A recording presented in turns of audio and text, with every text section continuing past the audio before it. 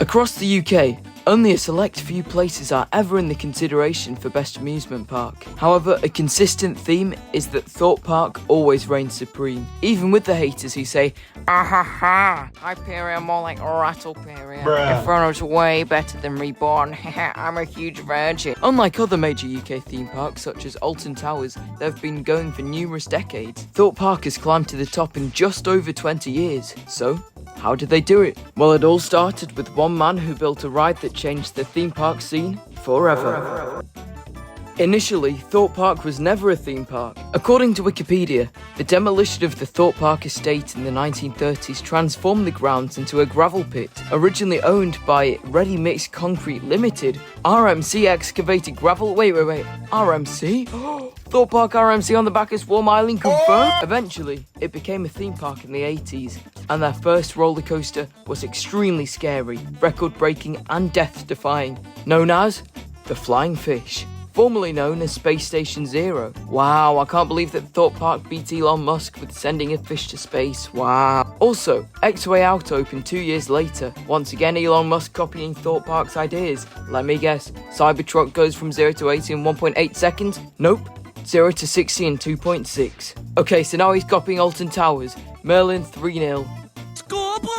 Eventually, the Two Swords group who owned the resort at the time wanted something big that would attract visitors from across the world. Something that had never been done before. Something that would demolish a world record by having 10 inversions on a single ride. And Two Swords knew that there was only one legend who could do it. The great John Wardley. Yes, I condone all forms of John Wardley glaze. The Nemesis is so good. Anyway, the ride that really put Thorpe Park on the map was the divisive Colossus. More like Q4 losses, am I right? Now, I'm aware that people can absolutely crap on Colossus, despite,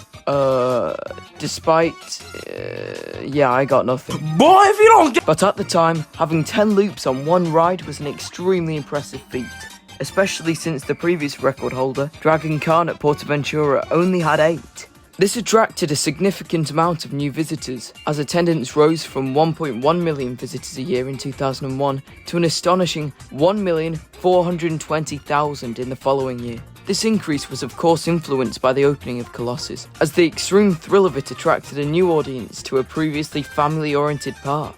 The thrill seekers and the thuzies. No! The introduction of this multi-looping Intamin beast was the catalyst to a number of more investments by the Two Swords group. In 2003, the sister coaster of the phenomenon at Alton Towers opened with the name Nemesis Inferno. Now, I'd be lying to you if I said they didn't just do this to capitalise off the original success, because that was the entire point of the name.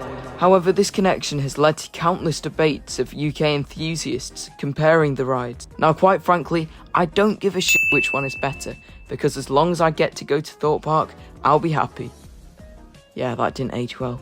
Also, 3 years later in 2006, they invested in a rip-your-face-off launch coaster called Stealth. Now, I am truly a puppy when it comes to intense launches, but I can't deny the importance and significance to the park's skyline and its popularity. The combination of these 3 rides offered an experience that no other UK park did. Well, maybe Alton Towers, and debatably Pleasure Beach. But stay with me here! Anyway, because of these coasters, attendance kept growing, and growing, and growing, until... But wait, if you're enjoying the video so far, please subscribe. I'm trying to get to 1,000 subscribers by the end of the year. Yes, I've set my goals realistically after some poor video performances, so if you'd like, help me out and like and subscribe. Anyway, let's get back into the video. Thorpe Park continued on its steady climb in attendance as they added new thrilling attractions that appealed to its target audience. The key to Thorpe Park's success is aiming its investment solely to the key demographic of thrill seekers that it first capitalised off. On top of this, yes, I paid attention in English, its location really skyrocketed its success. Being located in West London, right next to Heathrow Airport, it allows easy access for all visitors to London via plane, while also being easily accessible to the UK's capital city. Unlike Pleasure Beach, which is rotting in the pretty much abandoned town of Blackpool, or Alton Towers, which is situated in the arse crack of nowhere, Thorpe Park is accessible to nearly everyone. Except for me, what the hell? Anyway, I digress. In 2009, Thorpe Park opened the world's first coaster. You are the youngest person ever. Themed to a horror movie, which was, of course, a shopping trolley down a rocky cliff. Wait, that's not the name? Oh right, it saw the ride. This broke a few records, while also breaking a few bones when it opened. Firstly, it had the steepest drop in the world when opening, plummeting 100 feet down a 100-degree beyond vertical drop. Also, I'm not sure if you've heard of it or not, but in 2008, a little TV show aired where they went to Thorpe Park in arguably the most iconic episode. Ever heard of the In-Betweeners? No? Anyway, this obviously attracted an audience of fans of the show who all want to queue for the front row on Nemesis Inferno. Stay at the front next to these inconsiderate assholes. After gaining debatably the best lineup of coasters in a UK theme park. By 2010, Thorpe Park hit its highest attendance figures ever. That year, nearly 2.2 million guests walked through the door. Everything was going well, until the swarm opened. Somehow, yes, somehow, the opening of this ride led to a drop of 200,000 people in attendance. But that's besides the point. The point of this video is that due to Thorpe Park's location and the demographic it targeted its rides towards, it rapidly rose to the UK's best theme park in just over 20 years. So, do you agree with me on anything in this video?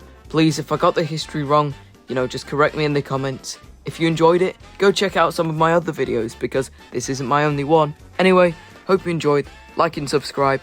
In a bit.